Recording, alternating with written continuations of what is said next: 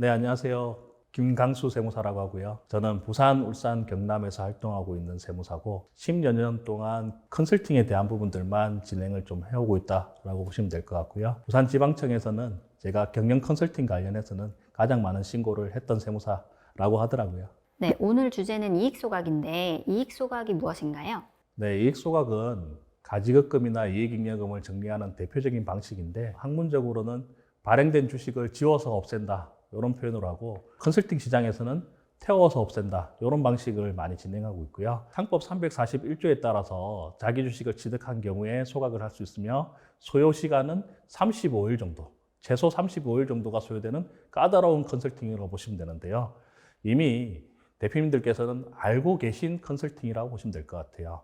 분양권 시장에서는 이미 분양권을 배우자에게 정려하고 난 뒤 양도함으로써 세금을 아예 안 내셨거나 미비하게 세금을 내셨거나 이러한 부분들을 이미 시장에서는 적용해 왔고요. 새로운 분야가 아니라 2016년부터 진행을 해왔던 부분으로 보시면 되고 불행히 주식 같은 경우에는 2023년부터 1년 이상 보유기간을 봐야만 취득가액을 인정하고 있고요. 더 불행하게는 분양권 시장은 5년 이상 보유해야만 취득가액을 인정하고 있습니다. 똑똑한 해외 주식 투자 같은 경우에는 미국 주식을 배우자에게 증여하고 난 뒤 판매를 해서 세금을 세이브하는 효과를 누리고 있습니다. 네, 요즘 이익소각 이슈가 많은데요. 문의와 걱정이 많은 것 같아요. 구체적으로 어떤 건가요?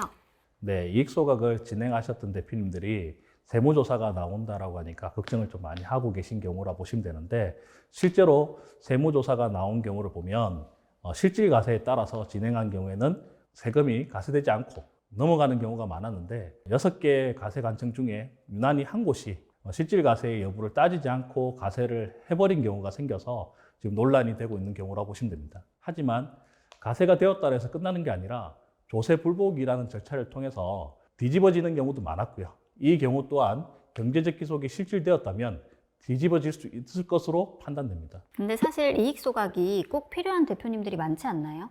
네, 사실 너무 많습니다. 가지급금이 생긴 원인을 살펴보면 본인이 직접 돈을 가져가서 가지급금이 생긴 게 아니라 영업적으로 접대를 한다든지 또는 영업비가 들어가는 부분들이 있었는데 영수증이 없어서 생긴다든지 이런 부분들이 많다 보니까 가지급금은 어쩔 수 없이 생긴 이유인데 본인이 세금을 다 낸 돈으로 가지급금을 정리한다?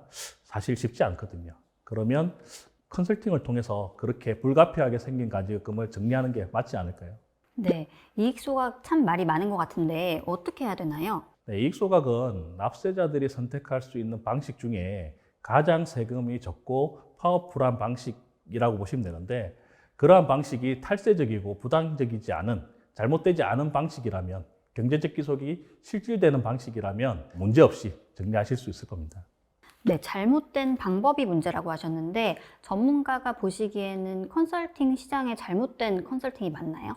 네, 안타깝게도 좀 많은 편인 것 같아요. 그래서 불가피하게 영업을 위해서 시기적으로 조금 시간을 둬야 됨에도 불구하고 빠르게 영업을 하기 위해서 진행했던 건들이 있지 않나 이런 생각이 좀 들고요. 그러한 부분들이 참 너무 안타깝습니다. 잘못된 케이스에는 어떤 것들이 있을까요? 네, 많은 잘못된 케이스를 봤는데 제가 한 3가지로만 축약을 한다라고 보면 첫 번째로는 차명주주가 있는 상황에서 차명주주의 배우자에게 증여 후 소각을 진행한 케이스라고 보시면 됩니다. 이 경우가 가장 심각한 케이스라고 보시면 되는데 이 경우에는 배우자, 그러니까 즉 차명주주의 배우자에게 다시 주식을 증여하는 순간 새로운 차명주주를 만든 겁니다. 그래서 이기에 대한 증여세가 또 한 번 나오고요. 그리고 소각을 했을 때 취득가를 정량 가액으로 인정해야 되는데 이 경우에는 원래 주인이 취득한 가액, 거의 액면가에 가까운 가액을 취득가로 봅니다. 그래서 배당소득세가 한 번 더 과세되는 경우가 흔하게 발생되는 경우라 보시면 됩니다. 그리고 두 번째는 대금을 이동하지 않고 실행한 케이스라고 보시면 됩니다. 상법상 절차를 진행할 때는 자본거래에 대해서는 대금 흐름이 무조건 필수적으로 존재해야 함에도 불구하고 대금 이동 없이 진행해야 했다고 하면 상법상 절차가 무효가 될 수가 있습니다. 그러한 부분들을 잘 유의해 주시고 진행하셔야 되고요. 네, 세 번째로는 배우자에게 증여하고 난 뒤에 대금을 배우자에게 지급 후 대표님께서 아무런 조치 없이 다시 가져와서 가지급금을 정리하는 케이스인데요. 말이 좀 힘들죠.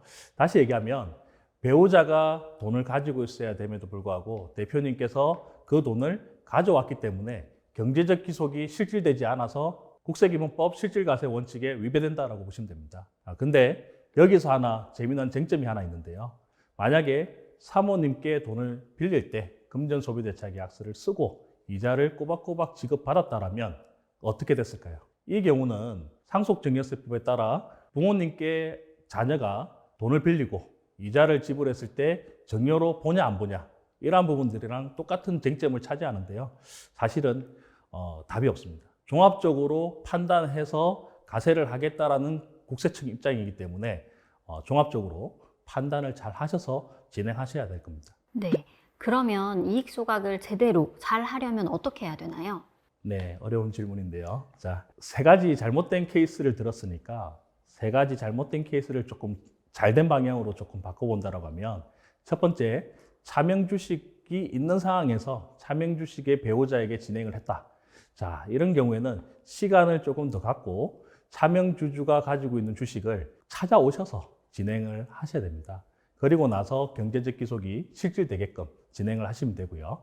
두 번째, 대금 이동 없이 진행한 케이스에는 이것도 좀 기다리셔서 실질 대금이 흐름이 좋으실 때 진행을 하시는 걸 권해드립니다. 그리고 세 번째, 아무런 조치 없이 대금을 가져온 경우에는 대표님께서 조금 여유가 되시면 대표님 자금으로 먼저 가지급금을 정리하시고 그 자금을 다시 사모님께서 가져서 사용할 수 있게끔 경제적 기속이 실질되게끔 사용하시면 될 것 같습니다. 예, 잘못된 케이스를 설명드렸고요.